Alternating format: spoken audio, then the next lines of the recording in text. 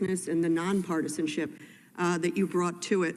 I also do want to echo the thanks to the staff, the extraordinary work of this bipartisan staff over these many weeks and months. And I want to acknowledge the tragedy that was July 13th.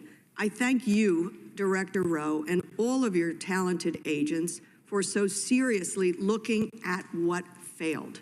And I appreciate that you used immediately in your testimony the words that July 13th was a failure.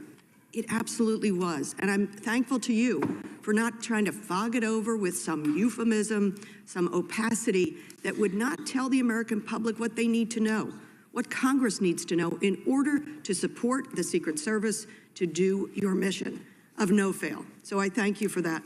I want to talk as quickly as I can around advanced pre-planning, then the day of, and then line of sight and snipers, counter sniper by Secret Service as well as local ESUs. So, for example, at the last hearing, I had the chance to talk with Butler Township Police Department Patrolman Drew Blasco.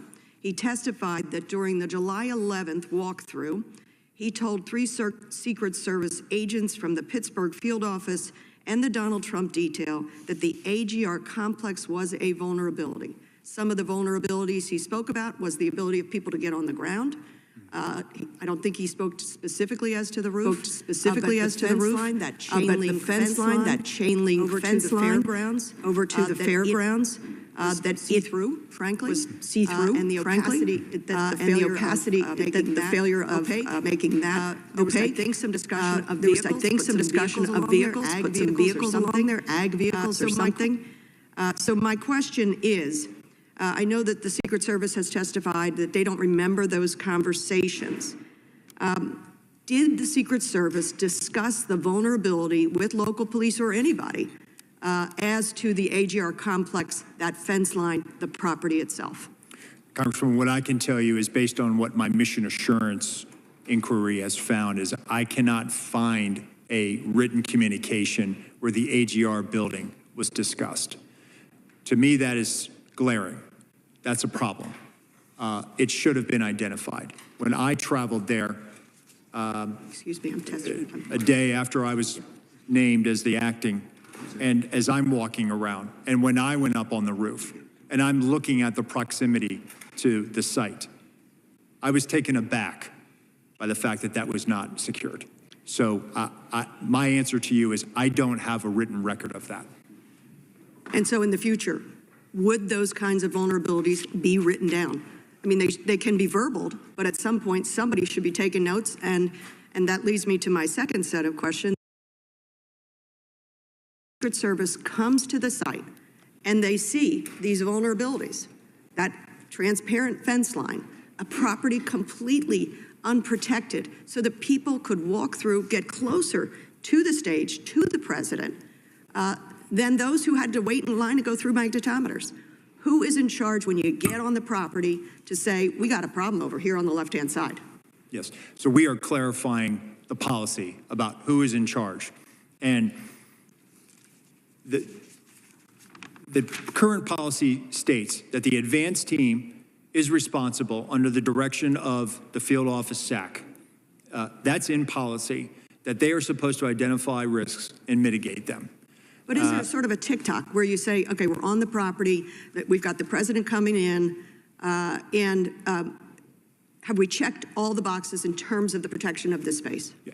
As a good site agent, you should be there when the site is being built, things are being placed, and then if things are not where they should be or where you thought they should be, it should be escalated up to the detail second supervisor who arrives ahead of the protectee, or there is a mechanism. It was not exercised in this situation. Okay, and then I know my time's running out. 2 quick things. The failure to coordinate with Butler and Beaver ESUs, the emergency services units. One was up on a rooftop across the way, the other inside the AGR building. That's a baffling miscommunication to me, a failure of direction for them. And I want to end with this, which is where I began. When Ranking Member Crow and Chairman Kelly separately called me about serving on this task force, I was struck by the final thing that the chairman said to me in terms of our mission here. It is, of course, to identify the failures, to identify what Congress can do to strengthen the resources you need.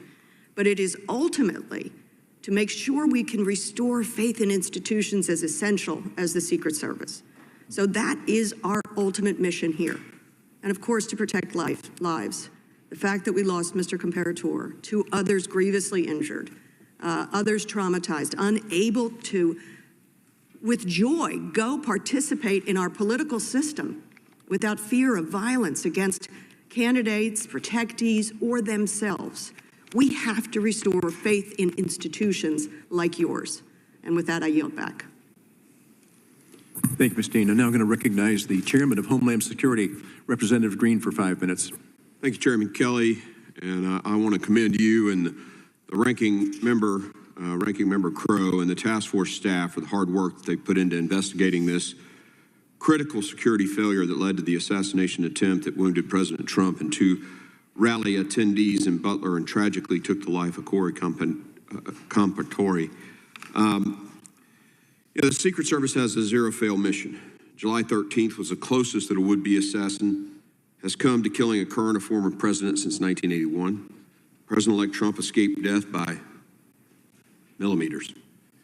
As this task force has discovered in the course of its thorough investigation, critical errors in the planning and the operations for the July 13th rally allowed a lone gunman to open fire at President Trump and rally attendees. These security failures reveal the need for significant reform at both the tactical and agency-wide level to correct these vulnerabilities and enhance the Secret Service's ability to carry out its protective mission. I do want to thank the acting director. Right after the first attempt at Butler, I think that next Monday, the Committee on Homeland Security was standing on the site. And at that point, the then director had never even been to the site. I'm not sure she ever got to the site before resigning. But within a day of what happened in Florida, you were there. So I appreciate the delta in leadership there. We appreciate the hard work and bravery of the men and women of the Secret Service who have served tirelessly during a busy election season, and it is our hope that this investigation leads to a Secret Service that is stronger and better prepared for its mission. Obviously, the biggest failure, you brought it up, was the AGR building, the failure to the line of sight issues that were related to that. What specific to that failure, the miss of that risk, I mean, that a basic training private and infantry would know about 360-degree security. What specifically have you done to make sure that never happens again? Yes, sir. So one, with this paradigm shift, going with the threat model and looking at the fact that we have to be able to provide the highest levels of protection to any of our protectees based on that threat. That means that we bring the full resources of what the Secret Service has. Our Special Operations Division operators, which consists of our counter snipers, our counter assault team members, and other members, and other entities within the SOD. So by shifting this paradigm to making sure that those assets are available so that when site agents are out there, they actually they don't have this, well, I'll never request this because it's not going to get approved. No, actually, what I'm telling you, if you have a vulnerability that you've identified, make the request, because we are gearing up now to put everything we have to keep all of our protectees safe, because we have to be based on mitigating a threat. It seems almost to me like it was lackadaisical. I mean, it's hard to fathom that someone would say, we don't need to cover this. And the communications issues with the local law enforcement, I asked the question when they came before the committee recently, when everybody showed up on the day, was there a check-in? And there were law enforcement agencies that had never even talked to Secret Service that day. I mean, these are really basic things. And you would think they would know to do those kinds of things. So it speaks of apathy or complacency that is really unacceptable in an organization like the Secret Service. We have been listening in here to the House task force on the 2 assassination attempts of President-elect Trump as they are gathering right now for their final hearing ahead of the release of their anticipated report. You've been hearing from U.S. Secret Service Director Ronald Rowe. He's testifying right now before lawmakers on the security lapses between these 2 assassination attempts, that one in Butler, Pennsylvania, but also later in September when Secret Service agents opened fire on a 58-year-old man who had a rifle aimed at Trump's Palm Beach, Florida golf course. We are going to step away for a 2-minute break here on Live Now from Fox, but don't go anywhere because we'll bring you this coverage continuously on the other side.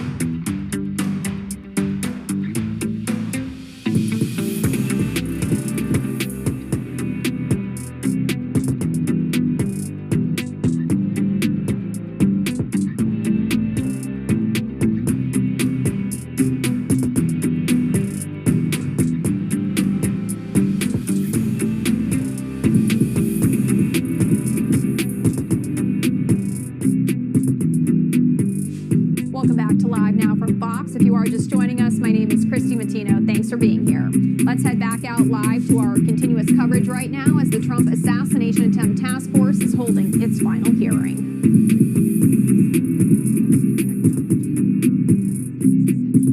To be able to make sure this kind of thing doesn't happen again.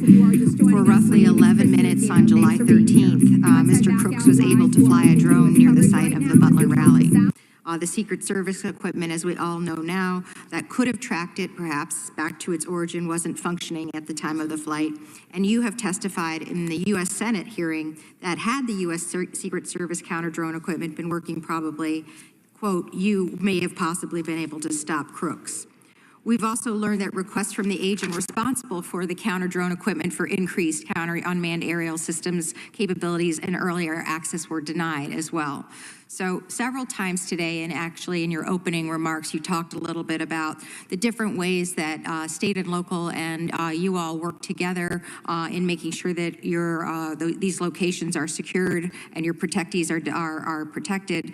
But right now, state and local law enforcement don't have the legal authority to operate counter-drone equipment to advance detection or mitigation. And actually, interestingly, in your opening remarks, you made a reference to the fact that you felt as though that might be something that they should have the ability to do.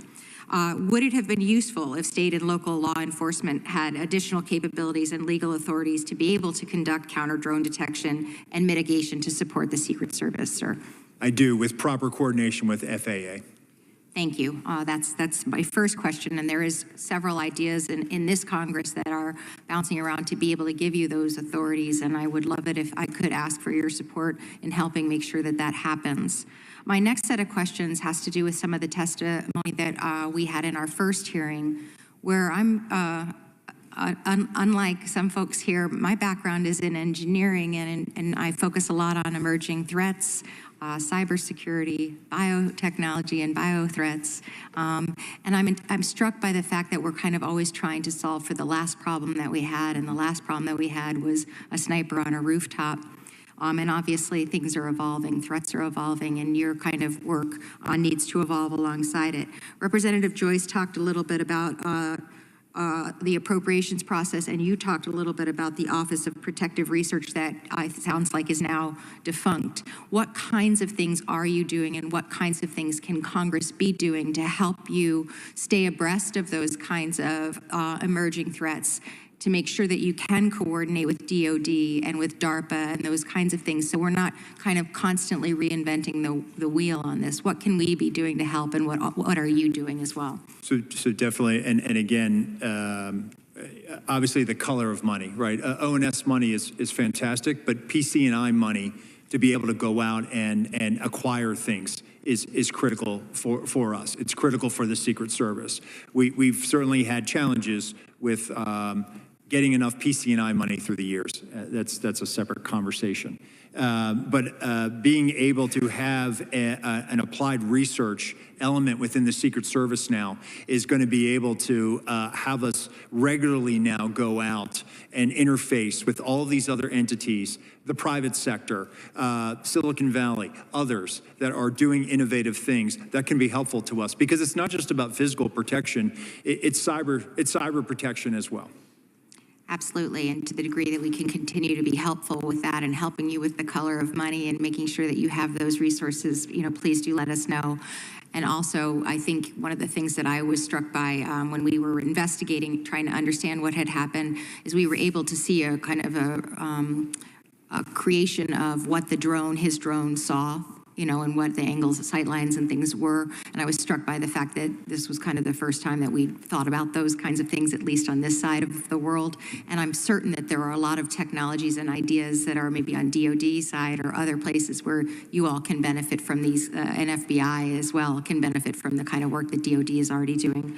With the last couple seconds that I have, training for the guy who didn't know how to fix the drone. What are we doing to make sure that that doesn't happen again? So we've actually established an airspace and aviation section. So now they are the folks that go out and are primarily responsible for all of the counter UAS and all of the enabling UAS.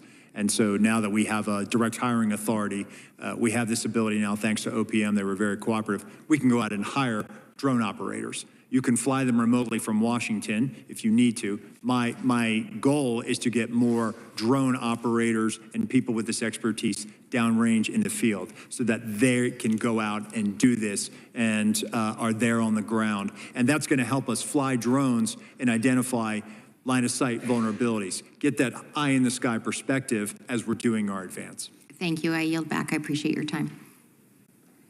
Thank you, Ms. Mullen. Now recognize Representative Lee from Florida for 5 minutes. Thank you, Mr. Chairman, and thank you, Director Rowe, for being here with us today.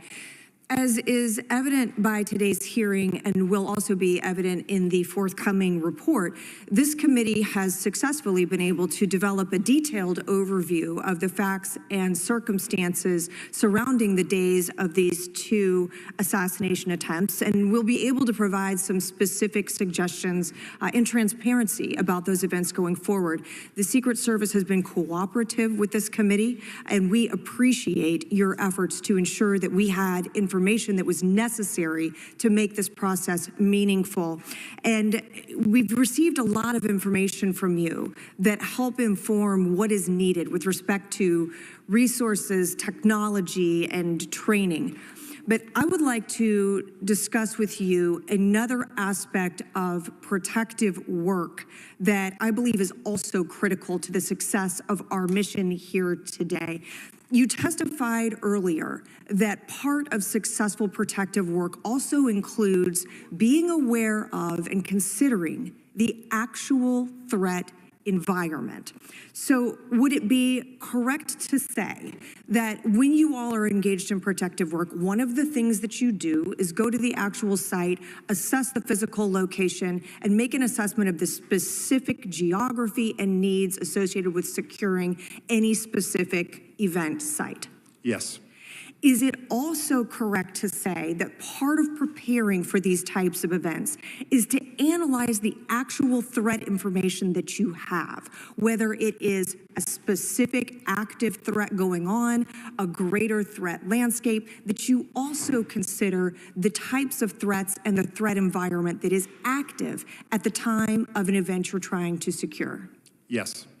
So would you agree that you're fighting a big diversity of threats? You mentioned earlier things such as a lone wolf actor, a nation state actor, that there are an incredible diversity of threat actors that you are trying to fight against. Yes. And so for us as Congress, with our mission here, understand what has happened and what you need, how we can equip the United States Secret Service to effectively perform their mission. Would you also agree that it would be useful or constructive for us to have access to that type of information as we go forward and attempt to finalize our assessment of the going forward future needs of the United States Secret Service? Yes. And here, I would like to say this.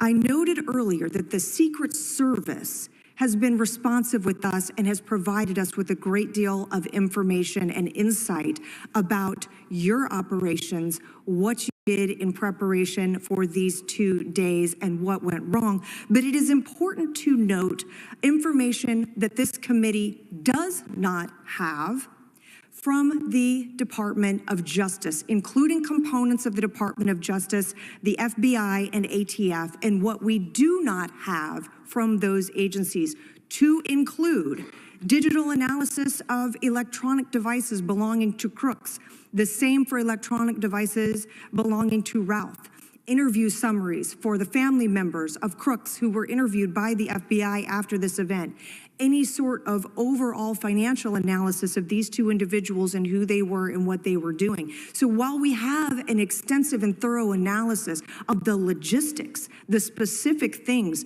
that happened on that day, who was standing where, who wasn't on a radio, how we could improve the implementation of the security measures that were in place that day, in a very real sense, we do not have some of the critical intelligence information that might have helped us even better understand the needs of your agency going forward.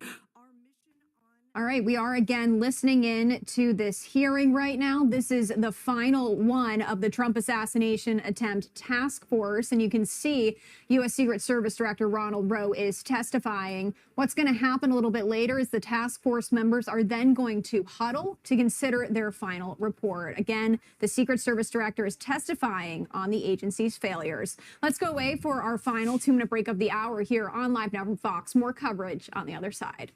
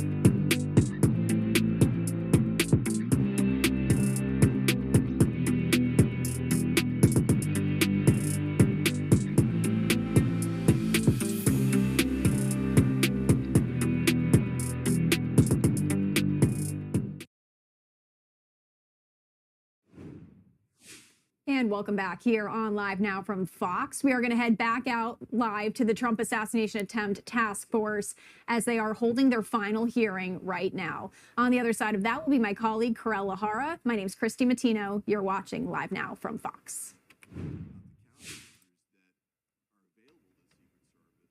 To deal with drones that are used to actually conduct the attack. So not just sending information back, but as we saw on October 7th, could actually carry, for example, an explosive device that could be used on that day. Now, I know Chairman Green with Homeland Security, you've heard the passion he brings to this and the background that he has, and he's right, we did have a hearing on this at Homeland Security, not just that issue.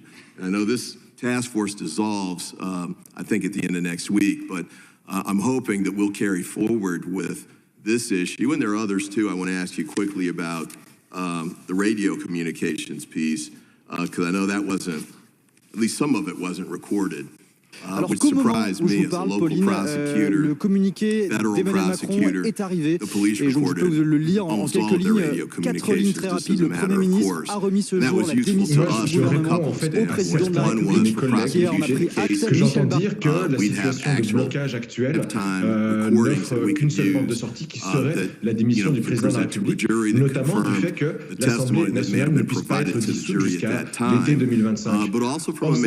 Là encore, l'Assemblée nationale a la capacité, si elle le souhaite, si elle pense qu'elle est plus en mesure de former une majorité cohérente, d'une manière ou d'une autre, une coalition cohérente, nous avons la capacité, collectivement, de démissionner. Tous les 577 députés, nous pouvons décider collectivement de démissionner et donc de forcer l'organisation de 577 élections législatives partielles dans chacune de nos circonscriptions, ce qui de facto se transformerait en une élection législative anticipée. Donc une autodissolution. Une démission collective, vous en parlez à vos collègues députés, ils en disent quoi? Écoutez, je vous avoue que j'ai eu l'idée en me rasant ce matin, donc on n'en a pas encore parlé, mais on va en parler dans les prochains jours.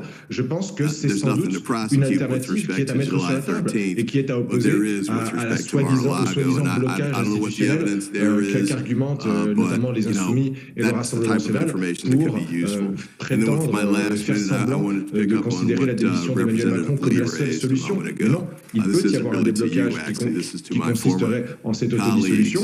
Donc, ne fermons pas le débat sur ce point-là. Après, je pense que ce concept qui est tout à fait réaliste, qui rentre dans le cadre constitutionnel, peut être débattu non seulement chez EPR, mais dans tous les groupes politiques de l'Assemblée nationale. Et puis, si dans quelques jours, dans quelques semaines, on se rend compte qu'on n'arrive toujours pas à trouver, à former une majorité de coalition au sein de l'Assemblée nationale, eh bien peut-être qu'il faudrait qu'on se dise que c'est peut-être à nous, encore une fois, de nous prendre en main et de décider de nous autodissoudre plutôt que d'attendre que quelqu'un d'autre nous prenne cette décision. 20h25, le coup près tombe. Pour l'adoption 331. En raison de l'adoption de la motion de censure et conformément à l'article 50 de la Constitution, le Premier ministre doit remettre au président de la République la démission du gouvernement. Au même moment, et preuve que la situation est grave, la salle des 4 colonnes est bondée de journalistes français et internationaux. Premiers arrêts. Then ended up having to dismiss the case. It was thrown out of court because of the information sharing that took place. But even in the wake of that, Congress was able to work with the independent counsel and again with the Department of Justice in making sure that we get the information that we need to handle these kinds of situations. Because this is about as serious as it gets from the standpoint of what we're tasked to do. This is extremely important work. We would need to make sure that our elections are controlled by ballots and not bullets, and this was relevant here. But thank you for what you've done and the work you've continued to do, the direction you're taking the Secret Service in. Mr. Chairman, thank you for allowing me to run over, and I thank all of you, all my colleagues here and the staff again for the outstanding bipartisan work that you've been able to do. Thank you, Mr. Ivey. Now we recognize Mr. Fallon from Texas. Thank you, Mr. Chairman, and thank you for the work that you and Ranking Member Rowe and the rest of the committee has done, and certainly our staff. Mr. Rowe, would you agree that the protection that President Trump was provided on the 13th of July was wholly and tragically negligent? The site plan was abysmal to the point of derelict.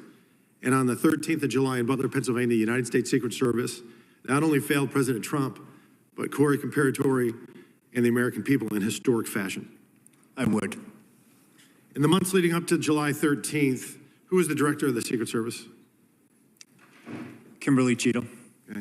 Other than former Director Cheadle, who was the most senior Secret Service agent? In the agency? That would be me. I was the deputy director. In the months leading up to the July of 24, were you made aware of highly credible intelligence that a serious and grave threat to President Trump's life from an adversarial nation state? There was a very serious threat. In this open setting, Congressman, I can't discuss what I was or was not aware of. Well, the former Director Cheadle said she was aware. So I would imagine, by extension, you were aware. You said in open session that I would point to Director Cheadle's. All right, so you were aware. So we have a unique circumstance here because we had a former president of the United States who is the leading candidate at that time to be the next president of the United States, and he will be now that we know. And he was being threatened by a foreign nefarious nation state because of actions he took while he was president of the United States. Very unique circumstances. So being that you were aware of these unique circumstances, did President Trump, was he provided a security detail akin to what a sitting president would receive? At that time, he was not. He was not. Would you agree that if there was a counter-surveillance unit there in Butler on the 13th, he would have been safer? I think if there was a counter-surveillance unit advance that was on the ground, it could have aided the advance team in identifying the AGO. So he would have been safer? President Trump would have been safer? Yeah, okay. I don't think this would have even occurred, but be that as it may, did the president's detail request a CSU, to your knowledge? I'm not aware of a request for CSU. Now, was the threat from the nefarious nation state disseminated to agents in the field and in the protective details? I'm just pausing, Congressman, because I'm trying to walk a tightrope here in an open setting. What I can tell you is that the Secret Service provided assets on that day for a particular. What I can tell you, sir, is that the folks that are whistleblowing and informing some members of Congress say that they were not aware of this threat. And that's what I'm getting at with being proactive and showing leadership is we know for a fact that there was no CSU in Butler. Was there a full CAT team there? There was not. No. A full CAT team, 6 members, and there were 2 there. So you knew of the threat. You didn't disseminate to the field and the protective details. President Trump didn't have a protection that was akin to a sitting president. He didn't have the CSU. He had only the 1/3 of the CAT team. So that's that kind of ineptitude and inaction and complacency and neglect that really, quite frankly, is as telling as it is chilling. And had it not been for a very blessed, fortuitous and a happenstance of a perfectly timed turn of the head, President Trump would have lost his life that day. Now, this is another thing that concerns me. We report to our constituents. And instead of really, after this happened, did you go the next day to Butler, Pennsylvania on the 14th of July? I did not. Okay. Did you go that week? I did not. Okay.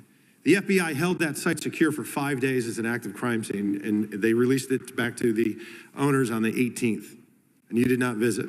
And when did you finally visit the site? I visited about a day after I was appointed. So July 24th? Cheadle came in July 22nd. She got skewered and roasted by the Democrats and Republicans on the Oversight Committee, of which I sit on. She resigned the next day, and then only that day did you go. I'll take your word for it, Congressman. Why'd you wait 9 days, 11 days? Why did I wait 9 days? Yeah. Director of the FBI went to the site. Why didn't you go? Congressman, I think I was appointed July 23rd, and I was there on the 24th or 25th. But you were the second most senior member of the Secret Service. You could have gone. And I was managing from here the crisis. We actually so you didn't go. dispatched. Got it. Did you call the, you were managing the crisis you just said. Did you call the detail that night on July 13th that was protecting President Trump? On that night, they were operational, sir. You did not. Okay. Did you call them the next day? No, I did not. Okay. When did you finally talk to them? I spoke to them when they arrived in Milwaukee. So 4 days later, July 17th, does that sound about right? Yes, sir. Okay. So you waited 4 days. And when we were talking earlier, a couple months ago, this is an epic failure. We all agree on that. And instead of really focusing on the egregious errors and correcting the incompetence and improving the doctrine and changing the culture, there was a massive appropriations request We know that you have 8,000 employees. We know that they have a $3.1 billion budget, and you asked for $2 billion additional dollars. What sticks in our craw is when we report to our constituents, we have to say, hey, this federal agency failed epically, and then they wanted to almost double their budget. How much would it have cost to put somebody on that water tower? How much would it have cost to have drones that were actually functioning that day? How much would it have cost to have an ether cable to where your anti-drone technology would have worked? How much would it have cost to do a walkthrough with local law enforcement to secure the AGR site, or put cameras on that roof, or put agents on that roof, or have your snipers have iPads, or have one command post instead of two, or cordon off the damn AGR complex, 17 acres? That would have cost $2 billion. And in fact, with caution tape, signs, posts, and stakes, it would have run about $410 because we ran through it. Let's add it down to zero. Say it's $4 grand. It's not $2 billion. So I got another question for you. Do you recognize this photo?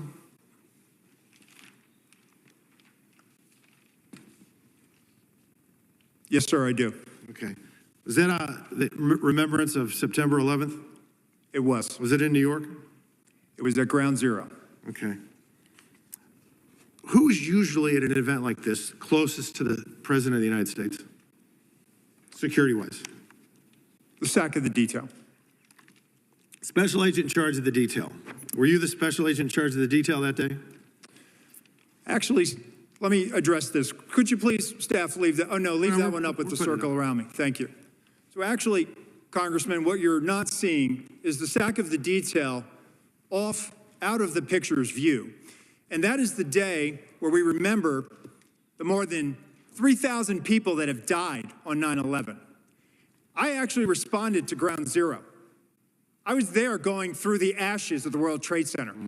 I was there at Fresh Kills. I'm not asking you that. I'm asking you, Congressman, were you the special agent in charge? To show respect for a Secret Service member that died on 9/11. You were trying to be. Do not invoke 9/11 for political purposes. Oh, I'm not. I'm invoking this. You are, sir. Gentlemen, you are out of line. I would like to ask him a question. Please. You are out of line, Congressman. Don't try to bully me. I am an elected member of Congress, and I'm asking you a serious question, and you are playing politics. I am a public servant who has served this nation, and you won't answer the question. On our country's darkest day. Committee will come to order. Committee will come to order. I'm asking you serious questions for the American people, and they're very simple. They're not trick questions. Were you the special agent in charge that day? No, I wasn't. I was there representing the United States Secret Service, sir. Mr. Fallon, your time's expired. Did not affect protective operations. No, you were there because you wanted to be visible because you are auditioning for this job. I was there to pay respect for a fallen member of this agency. You endangered President Biden's life, Vice President Harris's life, because you put those agents out of position. Mr. Chairman. You have a radio with you? Mr. Fallon, your time has expired. I did, sir, and you are out of line. Mr. Chairman. Yes, sir. Please. All right. And we are back in order now. We are back in order now. Thank you. Mr. Moskowitz, you are now recognized for 5 minutes. Okay. Congressman? How you doing? Good, sir. All right. So, look, the reason emotions are high is because we almost did have a former president, and now the president-elect literally almost killed live on television. And there were two pieces of luck that day, one bad, one good. The Secret Service's luck ran out that day because the systemic failures didn't start on July 13th. They were probably occurring, and the luck ran out that day. But luckily, President Trump moved his head and he wasn't killed. I can't imagine where we would be if we didn't have that second piece of luck. And so everyone here brings their different experience. I'm a former emergency management director. I know disasters when I see them, right? And July 13th was an absolute disaster. There's just no question about that. And I've done after action reviews, and you go through the things, in your response to a hurricane and what failed, and then you're like a general fighting the last war. We're gonna fix the things that failed that day. But really, you gotta do more of a holistic approach, not just look at the things that failed that day, the things that aren't working in general, bigger picture, and not just fix just those specific things. I'm familiar about what it's like to come into an agency and clean up someone else's mess. which is what you're doing, and quite frankly. And so I applaud you for that, right? You've been handed, a ship with a hull in it, and it's taken on